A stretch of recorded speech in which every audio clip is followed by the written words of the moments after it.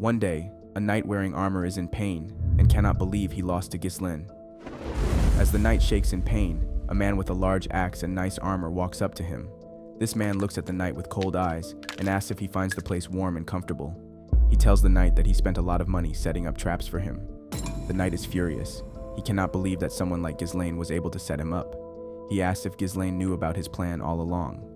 Ghislaine moves closer and tells the knight that he knew everything. He knew how many knights would come, who the spies were, and who helped with reinforcements. The knight realizes that he was playing right into Ghislaine's hands. Still, he cannot accept this reality. He says he was always the hidden ace. The knight then shouts and demands to know how someone as useless as Ghislaine was able to plan all this. Before he can finish speaking, Ghislaine kicks him in the face and tells him to shut up. Ghislaine removes his helmet and warns the knight that he can keep trying to invade, but he will always lose.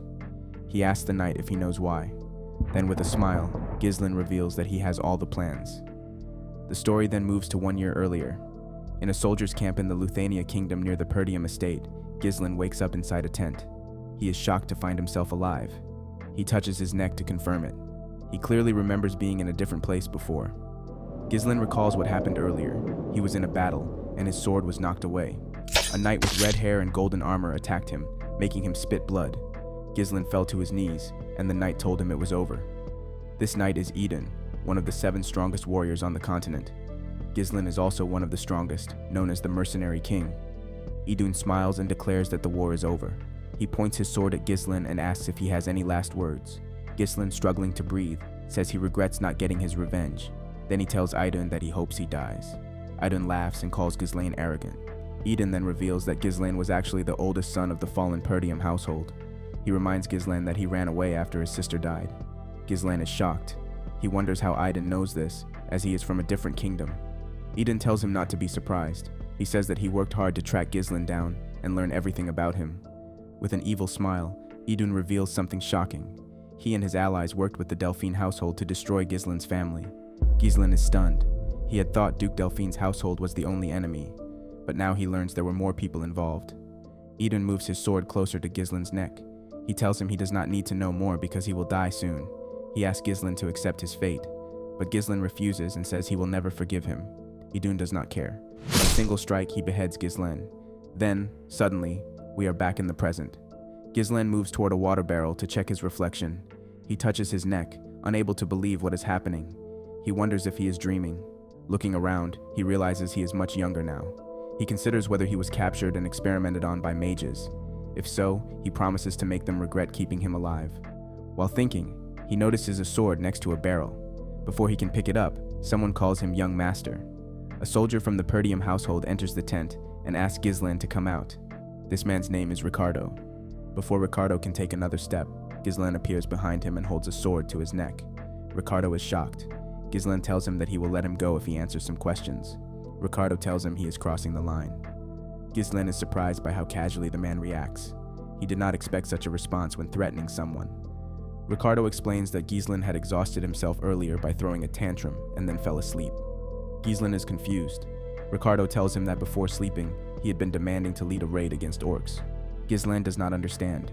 He tells Ricardo to stop talking nonsense. Ricardo then picks up a bag and tells Ghislaine to pack his things. He says people are waiting for them. Ghislaine, now nervous, asks where they are going.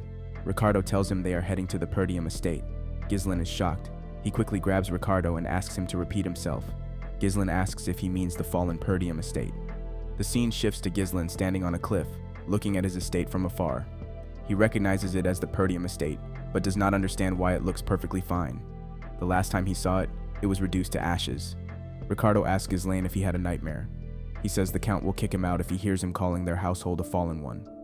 Ghislaine is still unsure if this is real. He pinches his cheek to check if he is dreaming. When he feels pain, he realizes everything is real.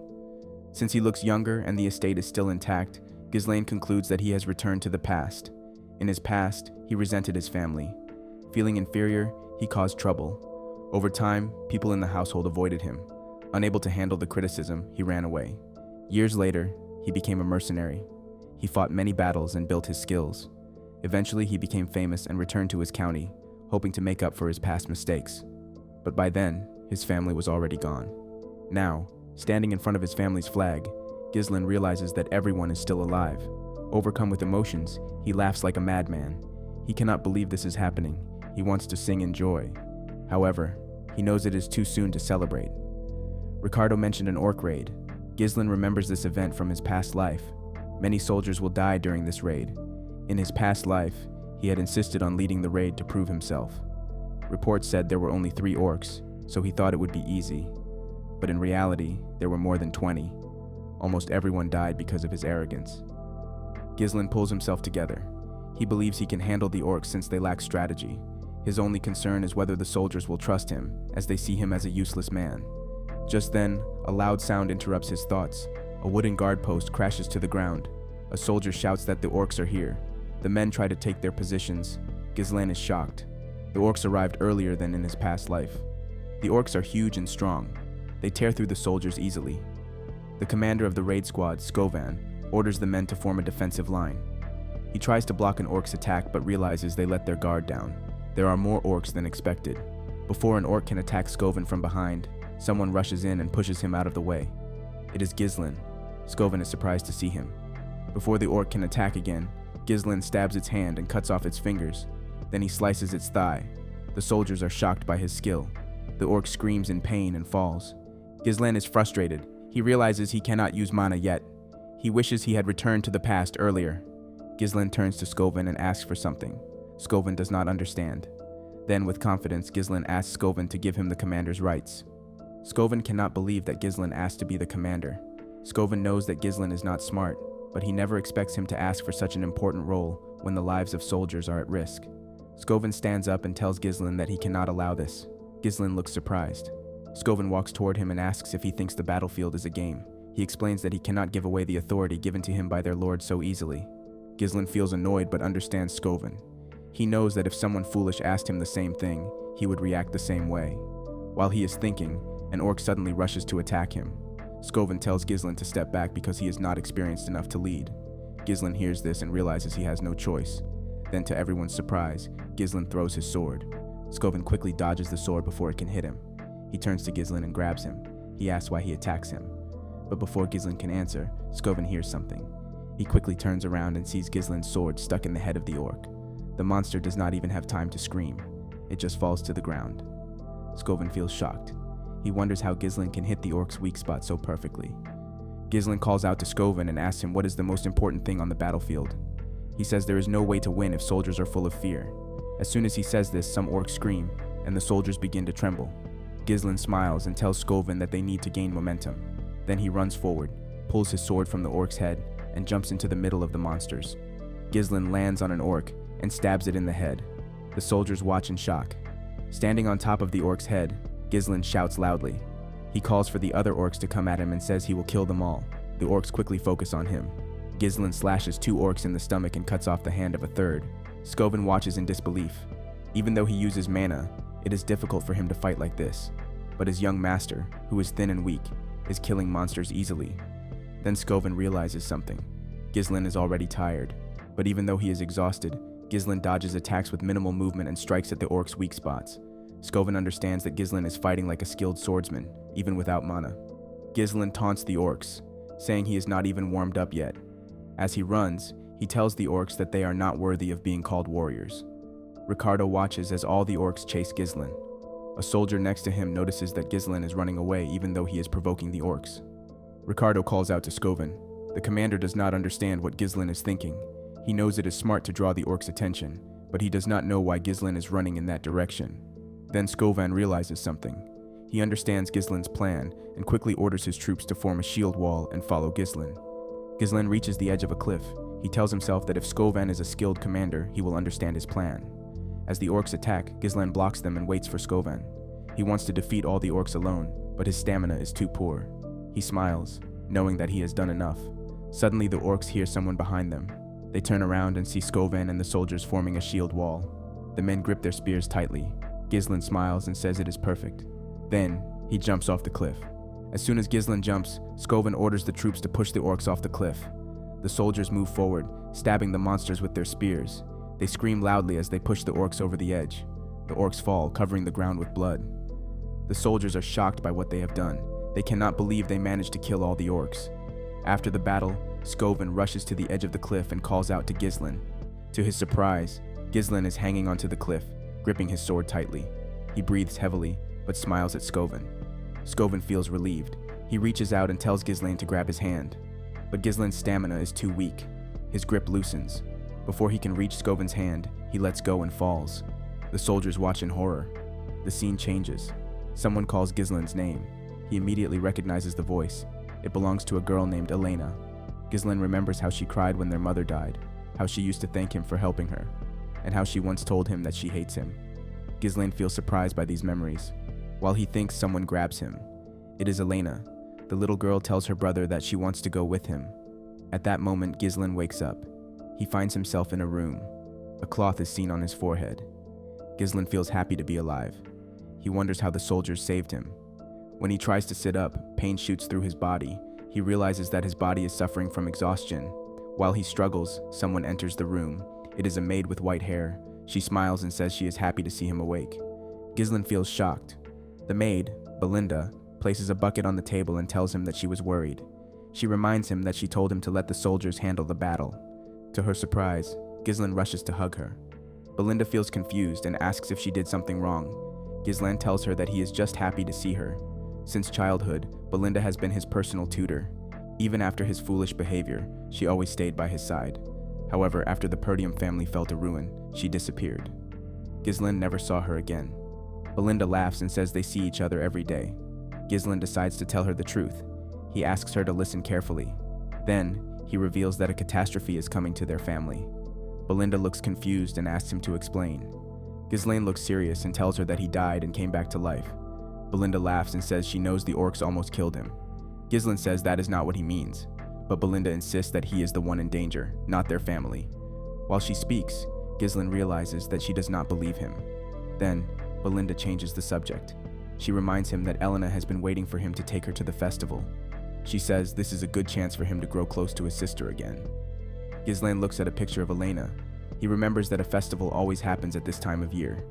In his past life, he never had time to enjoy it because of his suffering. He asks Belinda when the festival will start. She tells him it is next week. A week from now is the day his life changed.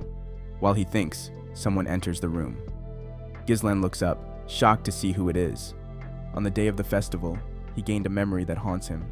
A week from today, his sister will die. The person standing in the doorway is Elena.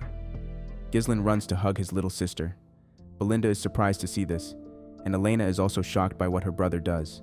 She asks him to explain what he is doing. Ghislain tells his sister that he has missed her. Elena pushes him back and tells him that he is creeping her out. Ghislain is surprised by how easily Elena pushes him back. He never knew that his sister was so strong. Elena dusts off her clothes and tells her brother that she came because Belinda asked her to be there. She asks him what game he is playing and if he thinks this will make everything okay. Ghislain does not understand what she means and asks her to explain. Elena reminds him that he told her to go away because she is annoying. He also said he felt disgusted just by hearing her breathe. Ghislain is shocked to hear that he said this. He remembers that in his past life, he was not close to his sister. He realizes that he was a terrible person before. Ghislain apologizes for his past behavior. Belinda is surprised that her master apologizes first. Elena asks if his head is okay because she heard an orc hit him. Ghislain gets annoyed when he hears this. He does not understand why everyone keeps saying he got hit. He tells them that he was the one who fought the monsters. As soon as he says this, a sharp pain runs through his body and he falls to the ground. Elena smirks and tells him that he was actually unconscious after fighting the orcs. She and the maid laugh when they see him trembling. Ghislain is surprised to see them laughing, but he is happy that they act just as he remembers. He wonders why his past self wasted time on useless things. A festival is coming up next week. In his past life, Ghislain rejected Elena's offer to go together. He told her he was upset because of the raid. That was the last time he saw his sister alive. Later, her body was found torn to pieces along with her bodyguards. Ghislain regrets not going with her. As he thinks about this, someone knocks on his door. 2 armored men enter. They are Elena's bodyguards, Jamal and Philip. Jamal tells Elena that they are waiting for her. She asks them what is wrong and reminds them that she told them to wait outside. Jamal apologizes and explains that the servants asked her to oversee the festival preparations. Ghislain is surprised and asks why the maids would ask Elena to do such a thing. Belinda tells him that he does not know anything because he is always lazy. She explains that there is a worker shortage in Perdium, so even Elena has to help. Ghislain is shocked to hear this. He never knew about the shortage because he never cared before. Elena tells her brother that she has to leave. As she turns to go, Ghislain says that he wants to help too. Elena is surprised. Belinda cannot believe her master is volunteering. Elena wonders if her brother really hit his head. In town, servants are preparing for the festival. When Elena sees Ghislain following her, she chases him away. She tells him that people will be too scared to work with him around. Ghislain asks if this is how she treats people who want to help. Elena tells him that the best way he can help is by staying out of the way. As she pushes him away, Ghislain remembers that her body was found near the slums, far from the festival grounds. He realizes that someone must have lured her there, or forced her. To prevent this, Ghislain knows he must learn everything about the castle. While Elena is still trying to push him away, a soldier runs toward them. He calls Ghislain his lord. Ghislain immediately recognizes the voice. It is an old soldier named Fergus. The man is breathing heavily as he wipes his sweat. He tells Ghislain that he is relieved to see him safe. Fergus grabs Ghislain's hands and calls himself a lowly servant. He says he came running when he heard about the orcs. Ghislain tells him to stop talking about it. Elena smiles and tells Fergus that her brother has been acting strange since waking up. She asks Fergus to take Ghislain to his room. Fergus easily agrees. Ghislain is annoyed that his bad reputation is getting in the way. He realizes that he must give up for now. He decides to learn about the castle later. Ghislain tells Fergus to take him to the abandoned training field. Fergus is surprised and asks why. With a serious look, Ghislain says that he wants to train. Fergus is shocked to hear this. Later they arrive at the training ground. Ghislain is surprised to see that it is in good condition. Even the weapons are well maintained. It is the perfect place for him to train. He never saw anything like this when he was a mercenary. Fergus tells Ghislain that they kept it ready in case he wanted to use it. The old man says he always believed that Ghislain's behavior was just for a short period of time. Ghislain realizes that Fergus did the same thing in his past life. He taps the man's armor and says that he wants to live a long life. He tells Fergus that dying is horrible. Fergus is surprised and asks why Ghislain speaks as if he has experienced death before. Ghislain smirks and tells Fergus that he died and was resurrected. Fergus says that he is not interested in jokes. Ghislain tells him to step outside because he wants to start training. Fergus bows and leaves. Ghislain understands that he always treated people like enemies. He realizes that he was too blind before. In his past life, the person behind Elena's death was from a neighboring territory. This led to a war that destroyed Perdium. Elena's death was the beginning of the family's downfall. Ghislain is determined to change things in this life. To achieve his goal, Ghislain knows he must get stronger. Unfortunately, he does not have much time, but he believes he can still learn mana control. He sits in a lotus position and starts meditating. Mana is a supernatural power that allows humans to go beyond their limits. Many say that sensing and absorbing mana is the hardest part, but Ghislain does it easily. He gathers mana like spinning a spool of thread. Since he has experienced thousands of battles, it is easy for him to form a mana core. However, this is not enough. In his past life, he became one of the 7 strongest men using a special method. He combined the knowledge from an old magic book with natural mana cores to create multiple cores. This allowed him to generate explosive power. Ghislain screams in pain as mana rushes through his body. Blood drips from his nose and mouth. He is surprised that he can only form 3 cores. In his past life, he managed to create 5. This technique grants great power in a short time but uses a lot of mana. It was why Ghislain lost to Eden before. Eden brought an entire Night Order to fight him when he ran out of mana. Ghislain believes he would have won if it had been a fair fight. Despite the risks, Ghislain does not mind. He has time and a young body. He promises to be the one to kill Idun this time. With anger in his eyes, he is determined to destroy those who helped House Delphine ruin his family. The scene shifts to the festival day. Ghislain gears up and walks to the festival grounds. Elena is surprised to see him and asks why he is there. She reminds him that he never came to these events before. Ghislain says that as a member of the Perdium household, he should attend. Elena tells him that he has been acting weird lately. She heard that he has been training all week. Ghislain nervously says that training is normal for a Night family heir. Elena laughs and says she likes this new version of him. She says it feels like he has returned to his old self. Ghislain realizes that his actions are changing the future. Ghislain and Elena enjoys the festival all day, but as the night approaches, Elena wonders is there anything new this year. Ghislain wonders about nothing has happened with Elena yet, but then he sees Jamal and Philip acting suspiciously as they want to take Elena to a new place, telling here there are going to be new events there. He realizes that they are the traitors of their household. Elena's bodyguards are the most trusted knights in the household. They have protected her since she was a child, and it is known that they died while protecting her in the past. Jamal welcomes Elena with a smile as she arrives at the place, but to her surprise, no one else is there. She looks around the dirty place and asks Jamal if this is really where the event will happen. He looks nervous but tells her the people must not be ready yet. He assures her that the guests will arrive soon. Elena thinks he is joking and asks if he would perform in such a filthy place. While she talks, Ghislaine observes the area. Though it looks like an abandoned street, he realizes that someone has carefully blocked all escape routes. He understands that this was planned in advance. As he thinks, Elena pulls him and asks him to leave with her. Jamal tries to convince Elena to stay and watch the show, but she refuses, saying she will not watch anything in a place like this. Ghislaine suddenly asks Elena if she works out because she is so strong. Before she can answer, Philip appears in front of her with a scary look. He tells her to wait a little longer. Seeing his face, Elena becomes nervous. She notices that both of her guards are acting strangely. She asks them if something is wrong.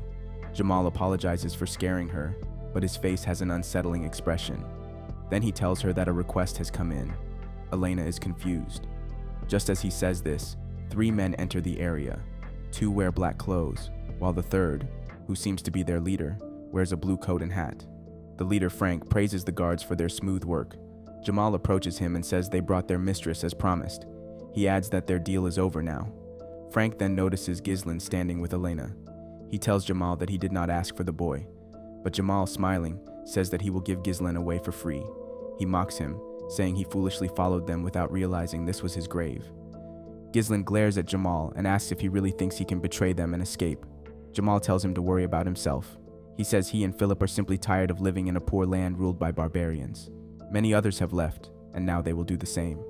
The moment he finishes speaking, Ghislaine steps forward and attacks. He slices through Jamal's armor in one move. Everyone is shocked. Jamal's body falls apart. Ghislaine tells him that people who leave do not betray their own. He then turns to Philip and asks if he disagrees. Philip quickly grabs Elena and calls Jamal an idiot for losing so easily. Before he can draw his sword, Ghislaine throws his own blade straight into Philip's forehead. The knight does not even understand what happened before he falls dead. Elena runs to her brother. One of the men in black asks Frank if this is really Ghislaine. The other says that Ghislaine has no real battle experience or proper training. Frank confirms that it is indeed him. He admits that while they were caught off guard, he did not expect Ghislaine to kill 2 knights so easily using mana. Elena is shaking in fear. She asks Ghislaine what is happening. Instead of answering, he knocks her out with a light hit to her neck. He carefully places her on the ground and tells her to rest. Frank chuckles and thanks him for making things easier. He tells Ghislaine that he is different from what they had heard. He reveals that they had already planned to get rid of Jamal and Philip. Smoking his pipe, he asks if Ghislaine has been hiding his true skills. Ghislaine pulls his sword from Philip's head and asks why Frank cares about his abilities. He begins to observe the enemies. The 2 men in black do not seem strong, but Frank is different. The mana surrounding him is on a much higher level. Ghislaine knows he must finish the fight quickly. He releases his mana and takes out some wires. Before fighting, he asks them who made the request. Frank laughs and says that a dead man does not need to know. Ghislaine already expects this answer. He takes a battle stance and says that they will talk soon enough. One of Frank's subordinates asks if they should kill Ghislaine, but Frank replies that he wants him captured alive. He orders them to break all of Ghislaine's bones so that he screams in pain. The moment they hear this, the 2 men charge at him. Ghislaine throws a firecracker at one of them. The man is distracted for a moment, and Ghislaine uses this chance to stab him in the head. The other calls it a cheap trick and attacks. Ghislaine blocks the strike and then counters, killing him before he can react. Frank immediately attacks next. Ghislaine barely blocks in time. Frank is shocked that Ghislaine managed to stop his surprise attack. He thought it was perfect. Ghislaine quickly pushes Frank's sword down and stands up. He slashes Frank's neck, making his pipe fall to the ground. But to Ghislaine's surprise, Frank is still alive. Using mana to protect his neck, Frank grins and says that he would have died if not for his strong mana defense. Ghislaine realizes that Frank concentrated his mana in his neck to reduce the damage. Frank prepares for another fight. He tells Ghislaine that he has never seen such a strange sword style. With a creepy smile, he promises that Ghislaine will die here. He pushes Ghislaine back and tells him that his weak mana is no match for him. Confidently, Frank assures him that this will be his grave. Ghislaine smiles when he hears Frank's words. Frank does not understand why Ghislaine is smiling. Suddenly, Ghislaine pushes Frank's sword away, making him lose his balance. Taking advantage of this, Ghislaine kicks Frank in the face. Frank quickly steps back, shocked by the attack. Frank tells Ghislaine that his weak mana will not help him win, but as soon as he speaks, blood comes out of his mouth. He falls to the ground, coughing heavily. Frank is confused. He cannot believe that Ghislaine's attack was so strong. He is certain that Ghislaine does not have enough skill to break through his mana-enhanced body. Ghislaine walks up to Frank slowly. With a cold expression, he tells him that he never expected him to be the one behind Elena's death. Then, he unleashes his third mana core and warns Frank to prepare himself. Frank is shocked. He cannot believe that Ghislaine's mana has suddenly increased. Before he can react, Ghislaine moves at incredible speed and appears in front of him. Ghislaine attacks Frank more aggressively. Frank manages to block the strikes, but each blow is heavy. Ghislaine is not holding back. Frank's hands start going numb just from blocking. Looking at his damaged sword, Frank reminds himself that pulling out too much mana usually has a limit. But for Ghislaine, this is different. Frank has never heard of a technique that increases mana so quickly. It feels like Ghislaine has become a different person. As Frank tries to recover, Ghislaine swings his sword and breaks Frank's weapon. Then he lands a powerful strike on his body and lastly drives his sword into Frank's body. Frank screams in pain, but before he can continue, Ghislaine grabs him by the throat and slams him against the wall. Holding his sword, Ghislaine tells Frank they need to finish their conversation. He demands to know who ordered the assassination. Frank refuses to answer. Instead, he pulls out a small blade, ready to fight back. He plans to take Elena with him before he dies. But before he can throw the blade, mana-infused threads wrap around his hand. Ghislaine is the one controlling them. Ghislaine tells Frank to listen carefully. With a cold gaze, he warns him not to make any foolish moves. He even offers to put his sword away. Frank is shocked. The threads are made of mana, but he does not know when Ghislaine had time to create them. Ghislaine then pushes his sword deeper into Frank's body. He tells Frank that someone at his level should be able to survive this wound. But then, in a chilling tone, he warns Frank that his level will not matter if his mana core is destroyed. Frank's eyes widen in fear. Looking down, he sees Ghislaine's sword glowing. He screams as he feels his mana scattering. Panicked, he yells at Ghislaine, asking if he has lost his mind. Frank warns that the backflow of mana could cause an explosion and destroy the entire area. He asks Ghislaine if he is planning to die along with him. Ghislaine's expression remains calm. He tells Frank that only amateurs make such mistakes. He assures him that he can control himself. Frank sees the terrifying determination in Ghislaine's eyes. He realizes that he is truly going to die. Desperate, Frank shouts that Count Desmond is the one who ordered the attack. The Count wanted an excuse to start a war between the Perdium and DeGard families. Ghislaine is shocked. In his past life, this kind of work was handled by families allied with Duke Delphine. He is annoyed to see that Duke Delphine planned everything without getting directly involved. Ghislaine asks if this is why Frank wanted to kill Elena. Frank confirms it. As soon as he does, Ghislaine pushes his sword through Frank's body. Coughing up blood, Frank reminds Ghislaine that he promised to put his sword away. Ghislaine smiles. He asks Frank why he is scared, even though he has killed so many people himself. Frank suddenly starts laughing. Ghislaine is surprised to see this. Moving closer, Frank tells Ghislaine that killing him will change nothing. He says he has already finished the work for the DeGard family. He asks if anyone will believe a punk like Ghislaine. He confidently declares that Perdium will fall in war. Hearing this, Ghislaine grabs Frank's head and slams it against the wall. With a smirk, he tells him that he was reborn after dying. This time, things will be different. As he speaks, his sword begins to shine even brighter. Frank looks up and screams in agony. A surge of energy bursts from his mouth and shoots into the sky like fireworks. Moments later, he falls to the ground, dead. Breathing heavily, Ghislaine looks around. He sees the lifeless bodies on the ground and Elena, still unconscious. After confirming that no one else is nearby, he throws his sword down. He takes a deep breath but suddenly coughs up blood. Wiping his mouth, he mutters that it was much easier to explode 3 cores when he was the mercenary king, but he refuses to fall here. Forcing himself up, he rushes to a nearby building and kicks the door open. Inside, he finds 2 dead bodies. In his past life, another body was discovered here besides Elena's. Remembering what Frank said earlier, Ghislaine realizes that one of these bodies belongs to a member of the DeGard family. The boy was killed alongside his escort knight. They were silenced and framed as Elena's murderers. Ghislaine moves the bodies, knowing that if they are found, war will surely break out. He takes out a firecracker and decides to erase the evidence. He sets the building on fire. Then, he picks up his unconscious sister and slowly walks away. As he moves forward, he promises himself that he will never let his enemies control the future. From the shadows, someone watches Ghislaine from a tree. The figure observes him for a moment before disappearing. The scene shifts to a secret meeting where a man reports to his superiors, who sit around a round table. He informs them that the assassination has failed. The men are shocked, unable to believe that Frank and 2 knights failed their mission. They question if their men were careless, thinking the task would be easy. Nervously, The spy explains that they failed because of Ghislaine. This surprises the group even more. They cannot believe the so-called useless bastard of the North actually did something. One of the men doesn't believe the spy's excuse, saying that Ghislaine is nothing but a weakling. The spy insists that Ghislaine is nothing like the rumors suggest and is completely different from what they expected. He describes how their men were defeated and asks for another chance to complete the mission. The leaders are angry, blaming the spy for delaying their plans. They decide to eliminate him, but before they can act, a man sitting on a throne interrupts, telling them to quiet down. This powerful figure asks the spy what kind of chance he wants. The spy confidently declares that he can get rid of Ghislaine. The leader asks how, and the spy explains that he will arrange a duel. He plans to use Cain Loges, a young warrior known for his incredible strength. Cain is Ghislaine's cousin, so setting up a duel between them should be easy. The leader warns the spy that this is his last chance, and the spy promises not to fail again. The scene shifts to the Perdium household's training hall. Fergus enters and informs Ghislaine that it is mealtime. Before he can finish speaking, something flies toward him. Ghislaine is practicing with mana threads, controlling a sword from a distance. He carefully tests how well he can handle the weapon using his threads. Fergus apologizes for interrupting and asks about the technique. Ghislaine explains that it's called mana thread, a skill that allows him to control objects using mana. In his past life, he used this ability often, but right now, he lacks the mana to fully utilize it. He has to be careful about how much thread he creates. Fergus is impressed, as he has never seen anything like it before. He thought Ghislaine was unskilled and had not trained much. Ghislaine then asks Fergus if he needs something. Fergus bows and thanks him for protecting Elena. Ghislaine is surprised, but simply responds that he did what he was supposed to do. He then invites Fergus to eat with him.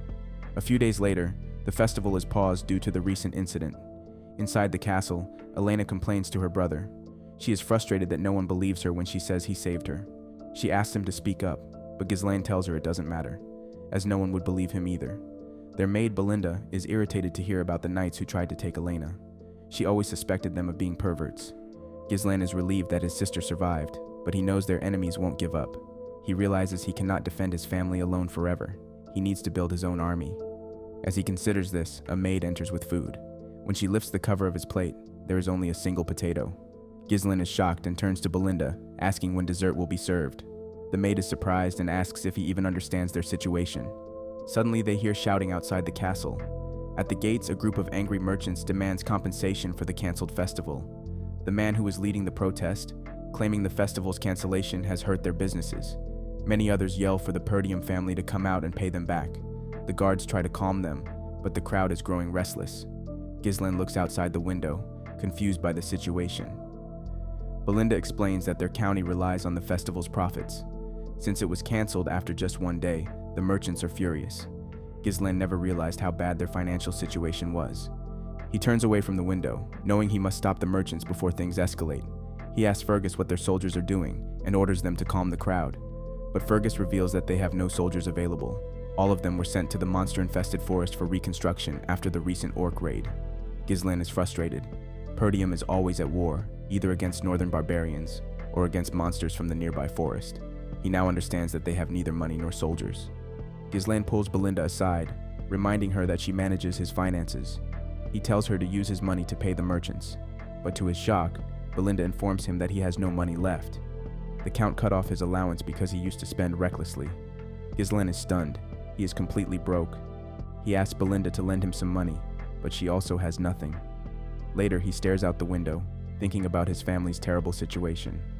He realizes that no matter how much knowledge of the future he has, it won't help if he has no money. He needs to find a way to secure funds. He wonders if there is anything valuable on the estate that could change their situation. While he is deep in thought, Ricardo suddenly bursts into the room, breathing heavily. Ghislaine asks why he is in such a hurry. Ricardo, looking worried, reveals that there is a problem. Cain Loges wants to see him. Ghislaine is shocked.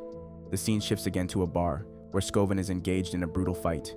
He breathes heavily, his face bruised. His opponent punches him hard, sending him to the ground. The attacker then lands a blow on Scoven's chest, breaking through his armor. Scoven collapses, struggling to recover. Just then, Ghislaine arrives at the entrance and sees Scoven fall. The wounded commander weakly calls out to him. Ghislaine is irritated by the sight. Cain greets Ghislaine with a smile. Ghislaine looks up and sees a massive boy standing before him. His cousin Cain has arrived. Ghislaine looks carefully at Kane and immediately recognizes him as the heir of Loges County, an ally of his family. At this moment, Kane is both his friend and enemy. While Scovan trembles on the ground, Kane walks down the stairs. Ghislaine asks Ricardo to explain what is happening. Ricardo tells him that he and the commander came to the tavern after hearing about a disturbance. When they arrived, they found Kane and his escort knight. Kane asks if the rumors about Ghislaine are true. Scovan starts explaining, but before he can finish, Kane grabs his mouth and with a creepy smile tells him to stop lying. Then, he starts beating the commander. Kane tells Ricardo to explain the story properly. According to Ricardo, the commander said that Ghislaine, who was never trained, took down an orc with his bare hands and defeated traitorous knights by himself. Kane says he had to wake up the commander for spreading nonsense. With another eerie smile, he blames Ghislaine for causing this situation by lying in the first place. Ghislaine immediately understands why Kane is acting this way. He has always treated Ghislaine as a subordinate. Every time Kane visits Perdium, he creates trouble, but no one dares to challenge him because of his status. Meanwhile, Ghislaine, who struggles with insecurity, is constantly criticized while Kane is praised for his confidence. Ghislaine suddenly smiles, surprising Kane. He does not expect such a reaction. Normally, Ghislaine would attack after so much provocation. The scene shifts to a few hours earlier in Loges County. Kane listens as a spy tells him to kill Ghislaine. Kane is shocked, but is promised that the esteemed one will support his family if he succeeds. Kane admits that dealing with Ghislaine is easy, but killing an heir is a serious issue. He asks how they plan to do it. The spy explains that they will lure Ghislaine into a duel and make it look like an accident. It will seem like a minor dispute between heirs. The spy, disguised as an escort knight, will handle everything. He assures Kane that everything will be fine. Smiling, the spy calls it a rare opportunity. Kane, grinning, cannot believe he has a chance to kill his own cousin. He tells the spy they must leave immediately. Back in the present, Kane wonders if the mysterious organization wants to get rid of Ghislaine because he has changed. Smiling, he asks Ghislaine what he is doing. Sitting on the stairs, Kane demands that Ghislaine bring him what he has prepared. Confused, Ghislaine asks what he means. Kane says he heard that the festival was interrupted, so they should liven things up. He reminds Ghislaine that they always think alike in such matters. Then he asks if he is wrong. Ghislaine is not afraid, but does not understand what Kane is talking about at first. Then he remembers. In the past, Kane always forced him to prepare alcohol and women whenever he visited. Ghislaine used to comply to avoid getting beaten. Because of Kane, Ghislaine wasted a lot of money. Belinda had once told him that his father cut him off for reckless spending. Now, Ghislaine realizes that the cause of his financial troubles is standing right in front of him. Kane calls out again, snapping Ghislaine back to reality. He insists that Ghislaine bring what he asked for. Ghislaine assures him that he will, but first, Kane must repay his debt. The spy is shocked by the look in Ghislaine's eyes. Kane, confused, asks what he means. Smiling, Ghislaine explains that he has been paying for everything Kane requested. He demands repayment, 1,000 gold. Kane is stunned. He insists that everything does not even cost 100 gold. He says he has been spending money as a friendship fee to thank Ghislaine. Ghislaine laughs and calls him stupid. He tells Kane that he has always been his doormat. Still smiling, Ghislaine demands that Kane pay him back before he beats him up. He needs a lot of money now. Everyone in the tavern is shocked by the way Ghislaine is speaking. Kane sighs and stands up. He asks Ghislaine if he is acting so bold because Kane has been going easy on him. He accuses Ghislaine of thinking he has become stronger just because of a false rumor that he defeated a knight. Kane calls him a parasite who takes advantage of others and says that everyone in the north considers him a liar. He clenches his fist and tells Ghislaine to get himself together. Then, he suddenly attacks. Ghislaine quickly dodges by moving to the side. Kane, Ricardo, and the spy are all surprised. Kane swings his hand toward Ghislaine's head, but Ghislaine dodges again and lowers down. He punches Kane in the ribs. Kane feels the pain and is shocked. Ghislaine stretches his hand out, aiming for Kane's head, but Kane blocks it with his hand. He smiles, feeling confident, but suddenly he falls to his knees and screams in pain. The spy rushes to his side, asking if he is all right. Ghislaine tells him to stop whining because he knows Kane blocked the attack. The spy tells Ghislaine to step back and stay away from Kane. Everyone in the tavern is stunned. No one can believe that Ghislaine actually knocked Kane down. Ghislaine smiles, understanding Kane's plan. Kane whispers to the spy, asking if his acting was convincing. The spy smiles and tells him it was perfect. He assures Kane that he has now made it look like everything is Ghislaine's fault and has enough reason to challenge him to a duel. Kane places his hand in his pocket, determined to leave a strong impression and gain support from the esteemed one. He pulls out a blue glove, feeling excited about the chance to bring down Perdium, a weakening power. Raising the glove, he accuses Ghislaine of dishonoring nobility with his lies, and attacking him just for seeking the truth. Before Kane can finish, Ghislaine throws his own glove at him. He challenges Kane to a duel. Kane is shocked. Ghislaine tells him that he insulted an heir in front of his people and attacked his knight. He says Kane is the one who dishonored nobility. With a smile, Ghislaine asks if Kane will deny these accusations. Kane smiles back. He has always thought Ghislaine was a fool, but he never expected him to be foolish enough to dig his own grave. Kane pulls out his sword and accepts the duel, pointing it at Ghislaine. He warns him not to regret this, even if he dies. Ghislaine just smiles and calls out to Ricardo. Ricardo responds immediately. Ghislaine orders him to bring all the merchants protesting in front of the castle. Ricardo is shocked. Ghislaine grins and tells him to inform the merchants that he will help them earn a lot of money. When the festival was cancelled, the excited atmosphere in the city suddenly cooled. Tourists regretted coming to the county. Ghislaine knows they feel restless because they have not been able to spend their money or time. If an event happens now, it might satisfy them. The scene shifts. Ghislaine and Kane stand on a stage, surrounded by a large crowd. The people are eager to see Ghislaine lose. Because of the duel, store owners reopen their shops and begin selling to tourists. The chubby merchant who had been protesting starts collecting bets, telling everyone to bring their money. The merchants place all their bets on Kane, believing he will definitely win. Kane, resting his large sword on the ground, asks Ghislaine why he turned a sacred duel into a marketplace. Ghislaine smiles and tells Kane that his sword will not stop, even if he surrenders. He already knows that Kane and his escort knight plan to kill him. Ghislaine says enough people have gathered and that they can begin. The spy interrupts, saying the bet is not fair. The chubby merchant announces that no one bet on Ghislaine. The crowd is not surprised. They think only a fool would bet on him. Kane laughs and tells Ghislaine that even his own people do not believe in him. The merchant suggests changing the bet to how long Ghislaine will last against Kane. Just then, someone drops a bag of gold on the table. It is the commander, supported by Ricardo. He declares that he is betting on Ghislaine. Ghislaine smiles. Then, another bag of gold drops. It is Elena. She says she is betting on her big brother.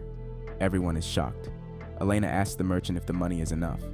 After counting, the merchant confirms that it is. Belinda warns Elena not to do this. Kane complains that they have wasted his time. The referee tells them to prepare. Ghislaine reminds Kane that he is older. He says it would be strange if he made the first move. Kane is shocked. Ghislaine draws his sword and tells Kane to come at him. Kane, confused by his attitude, sits down and says it is too late for him to act like an older brother. The referee signals for the fight to begin. Kane rushes at Ghislaine, using his momentum to swing his heavy sword. Ghislaine blocks but is surprised by its weight. Kane smirks, telling Ghislaine that he has already fallen too low to act like an older brother. He pushes Ghislaine back with his sword hilt and tries to hit his head. Ghislaine dodges, but Kane attempts to kick him. Ghislaine evades, but Kane's kick still cracks the ground. The crowd is amazed by Kane's strength. Kane smiles while we see Ghislaine is unimpressed. Belinda panics, grabbing Elena and saying they must stop the fight.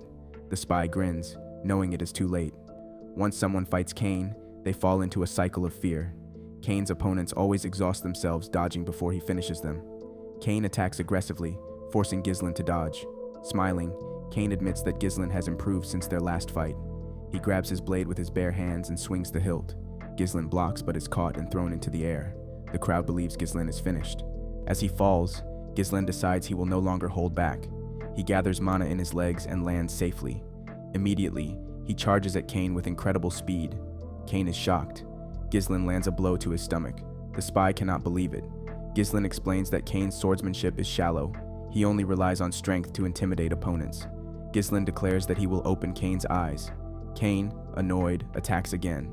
Ghislaine kicks Kane's sword to push him back, jumps aside, and slashes Kane from his shoulder down to his hand. Kane pushes forward, but Ghislaine presses his sword down and cuts near Kane's neck. Blood spills from multiple wounds. The crowd cheers.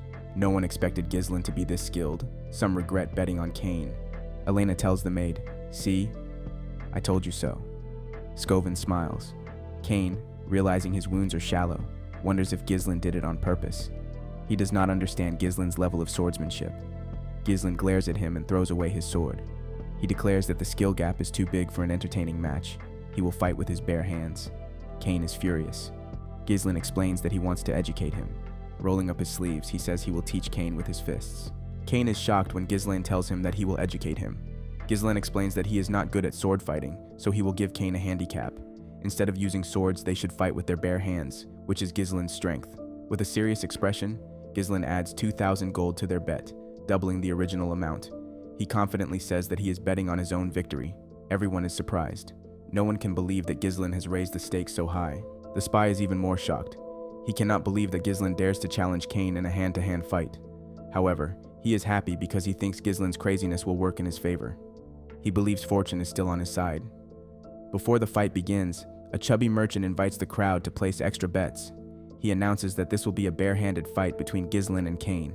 Some people think Ghislaine is foolish for fighting Kane in a contest of strength, so they bet on Kane. Others believe that Ghislaine knows what he is doing and bet on him instead. Kane cannot believe that his cousin wants to fight him without weapons. He tells Ghislaine to do as he pleases, then throws off his coat and grabs his sword. He raises his weapon and says he will use it. The moment he finishes speaking, he rushes at Ghislaine. Belinda, watching from the sidelines, is annoyed. She tells her master to pick up his sword and defeat Kane, but before she finishes speaking, Kane swings his sword, aiming to kill Ghislaine. Ghislaine smiles. He knows he must knock some sense into his cousin. As Kane attacks, Ghislaine quickly sits down, dodging the blade. Kane tries to adjust his aim and move closer to strike again, but Ghislaine reacts fast. He moves to Kane's side and punches him in the leg. Before Kane can respond, Ghislaine lands a powerful punch on his jaw. Kane loses his balance and falls to the ground. Kane is confused. He cannot understand how someone like Ghislaine, whom he always saw as weak, is moving so skillfully. The crowd cheers, realizing that Ghislaine might actually win. With a cold expression, Ghislaine tells Kane to get up. He says he hasn't even started yet. Angry, Kane picks up his sword and charges again. He swings his weapon with full force, but Ghislaine dodges easily. Ghislaine grabs Kane's arm, twists it, and locks him down. Before Kane can react, Ghislaine drives his knee into Kane's ribs. Kane coughs up blood. Kane cannot accept what is happening. Until now, Ghislaine was someone who could not even look him in the eyes. He always bowed his head and obeyed. Kane believed that killing Ghislaine would be easy and would secure his family's future, but now, he is the one struggling. Ghislaine does not give Kane a chance to recover. He punches him over and over. By the time he stops, Kane's face is swollen and his whole body is trembling.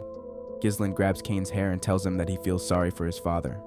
He reminds Kane that his father helped Perdium, even when it nearly destroyed him, simply because he was friends with Ghislaine's father. But Kane does not think the same way. Hearing this, Kane remembers a conversation with his father from years ago. In the past, Kane argued with his father about sending support to Perdium. Kane could not believe his father wanted to keep helping, even when their own family was struggling. He told his father that investing in Perdium was like pouring water into a broken bucket.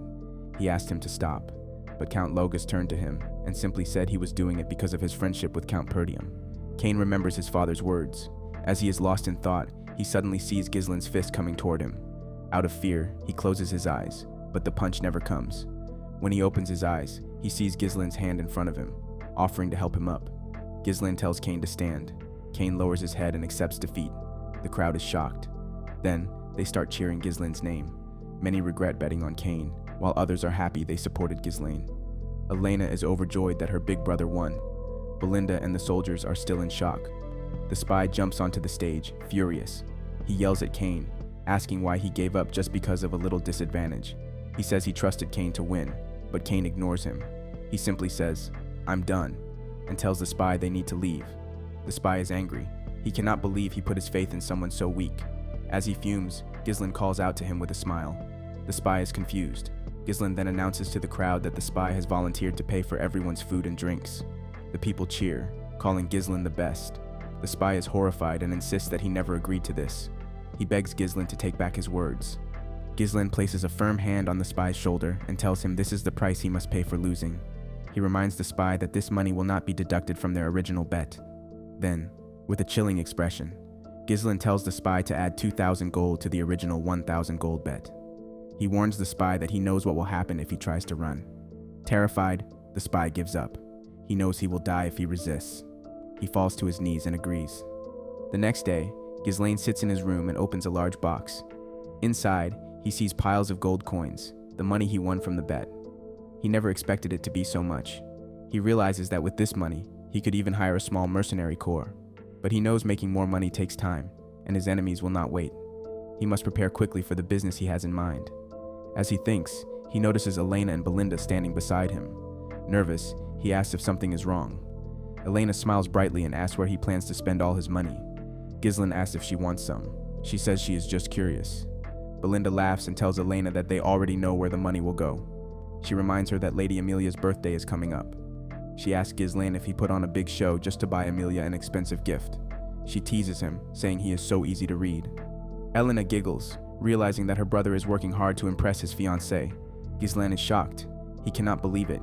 He has a fiancée? Belinda tells her master not to be shy. She says he does not need to pretend he does not know what they are talking about. Elena reminds Ghislaine that they are talking about Amelia from Rayfold County. Ghislaine's face becomes serious when he hears that name. He remembers his fiancée and thinks of her as a spider. Amelia Rayfold is a noble with a good reputation. She treats people kindly, no matter their status. Because of this, she has strong support from the people in her land. However, in the future, Amelia will start a rebellion and become known as the Witch of the North. She will join hands with the Delphine Duchy to bring down Perdium. Ghislaine remembers her as a traitor. He smiles to himself when he thinks about this. He then asks Belinda when their father will return. Belinda tells him that the Lord will be back in a week. Ghislaine realizes that a week is enough time for him to act.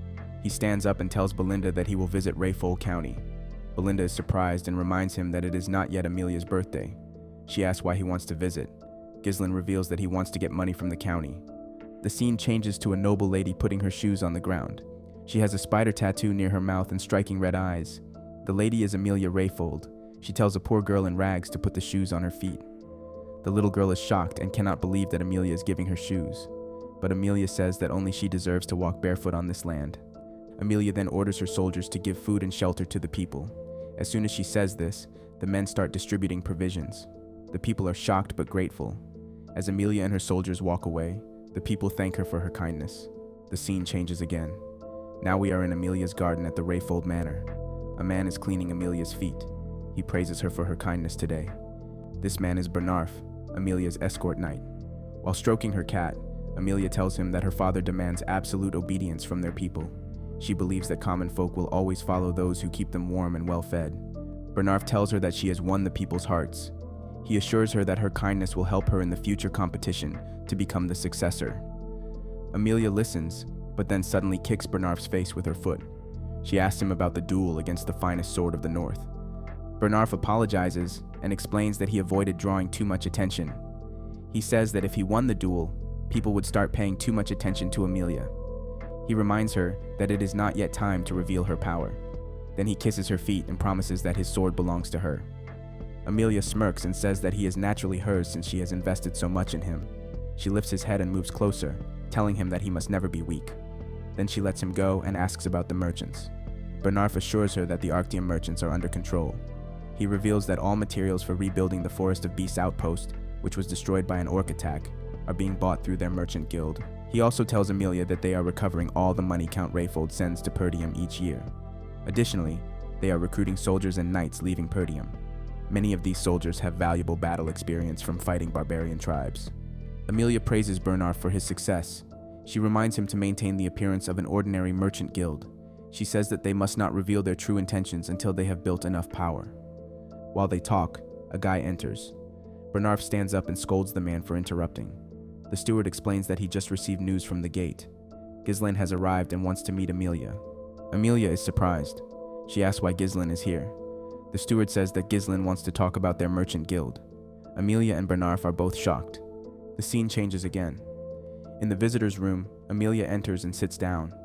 She sees Ghislaine wearing a rough coat and holding a small flower. Ghislaine greets her, but Amelia frowns and says his visit is unpleasant. She scolds him for coming without notice and asks if he has no manners. Ghislaine smiles and says he wanted to give her a gift before her birthday. He places the flower on the table and tells her he got it from a merchant guild nearby. He mentions that the fragrance is nice and that he plans to buy flowers from the guild in the future. Then he says the name of the guild, the Arctium Merchant Guild. Amelia does not understand what he is thinking. She stands up and says she will leave now that she has received his gift. But suddenly Ghislaine's eyes turn cold. He asks her to sit down. Amelia is shocked by the energy he gives off. She cannot believe that the weak boy who could barely talk to her before now has such a strong presence. Ghislaine picks up his tea and calmly tells Amelia that he does not want to waste her time. He directly asks her for money, 10,000 gold. Amelia is stunned. She cannot believe that Ghislaine is boldly asking her for such a large amount. She asks if this is his father's decision. Ghislaine assures her that his father has nothing to do with it. He simply asks her to give him the money. Then Ghislaine pours his tea on the floor. He smiles and tells Amelia that she never planned to marry him. Amelia is taken aback. Ghislaine warns her that it will be bad if people find out that she is secretly gathering power, especially during the fierce competition for succession. Amelia's cat jumps on the table and growls at him. She tells Ghislaine that his joke is not funny. Ghislaine smiles and says that for now, he will keep her secret, but he warns that his lips might become loose if he leaves empty-handed. Amelia smirks and tells him that will not happen. She calls for Bernarf. The knight enters, places a hand on his chest, and greets Ghislaine.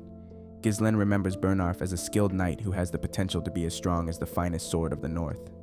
Amelia coldly tells Ghislaine that a ruffian like him cannot cause trouble in her home. She orders Bernarf to kill him. Bernarf immediately draws his sword. Ghislaine did not expect Amelia to react this way. He realizes he has no choice but to take the situation seriously. Slowly, he places his hand on his sword hilt, ready to fight. Before Ghislaine can attack, he notices that Bernarf is smiling, which feels strange to him. Suddenly, he hears a sound. An assassin jumps out from behind one of the knight armors and stabs Ghislaine's chair. Fortunately, Ghislaine quickly jumps out of his chair and ducks low. As the assassin struggles to remove his sword, Ghislaine kicks him hard in the chest, sending the assassin flying through the window. Both Amelia and Bernarf are shocked. Ghislaine turns to them, unable to believe that Amelia is pretending to be polite while secretly planning an attack. He grabs his sword and tells them they have poor hospitality. Immediately, Ghislaine charges at Bernarf, swinging his sword. Bernarf blocks the attack, and with a cold gaze, Ghislaine asks if their county doesn't know about chivalry. Bernarf apologizes and reminds Ghislaine that he was rude first, for arriving unannounced and making his mistress uncomfortable. He locks Ghislaine's sword with his arm and says he doesn't need to be polite to someone like him. He then attacks. Ghislaine easily dodges the attack, jumping and kicking Bernarf back. They both create some distance between them. Bernarf had heard that Ghislaine was all talk, but the man before him doesn't seem like a beginner. Amelia, upset, asks her knight why he is fighting like this. She orders Bernarf to bring her Ghislaine's head if he wants to prove himself as her sword. At her command, Bernarf takes a stance and releases his energy, telling Ghislaine to step forward. Ghislaine smiles, surprised that a mere escort knight dares to order him around. Bernarf tells Ghislaine he is doing him a favor and moves forward. He attacks, and Ghislaine barely manages to dodge, though Bernarf manages to leave a cut on his face. Ghislaine is shocked by Bernarf's speed. Bernarf continues his attack, and Ghislaine blocks each one. Amelia watches, unable to believe Ghislaine is actually fighting Bernarf evenly, but she's still confident that Bernarf is stronger. Ghislaine blocks another attack, locks Bernarf's sword down, and moves his sword close to Bernarf's neck. Before Ghislaine can strike, Bernarf moves his sword back and locks Ghislaine's sword with his arm, attacking immediately after. Ghislaine smiles, recognizing the technique. He tries to disarm Bernarf as he did before, but this time something's different. Bernarf's body is strengthened with mana, and he tells Ghislaine that the trick won't work twice. He slams Ghislaine to the ground and rushes to attack. Ghislaine pushes his sword away and jumps back, realizing Bernarf's mana is what allowed him to hold on before. Bernarf tells Ghislaine that he's different from the rumors, and a person only truly understands their opponent once they've fought them. He can see Ghislaine's swordsmanship isn't learned in a formal way, but rather from real combat. With an arrogant smirk, Bernarf asks if Ghislaine has fought with barbarians so much that he's adopted their style. He then throws Ghislaine's sword away, saying that his method only works on chaotic battlefields. He smiles, telling Ghislaine his deviation ends here. Ghislaine breathes heavily, realizing how tough the fight is. Bernarf's narrow, precise strikes target Ghislaine's head, messing with his timing and distance. The size difference at close range makes it hard for Ghislaine to win with techniques alone. Bernarf is someone Ghislaine shouldn't have tried to fight yet. Ghislaine raises his hand, and a mana thread appears. He tells Bernarf he doesn't have much time left. When he pulls the thread, Bernarf is surprised to see mana in this form. Before he can react, Ghislaine hits him with the hilt of his sword at the back of his head. As Bernarf loses his balance, Ghislaine quickly moves in, using his knee to strike Bernarf's face. Bernarf is confused, not understanding how Ghislaine managed to get so close. Amelia calls out to her knight, and Ghislaine raises his sword to attack. To his surprise, Bernarf blocks the strike, pushing Ghislaine back. Ghislaine keeps his balance, and seeing the fight's progress, Bernarf asks Amelia to leave the room. He tells her he can't guarantee her safety, and that he will have to fight with everything he has. Ghislaine responds that this is exactly what he wants to see, with a cold look in his eyes. He tells Bernarf he hasn't met such an interesting opponent in a long time.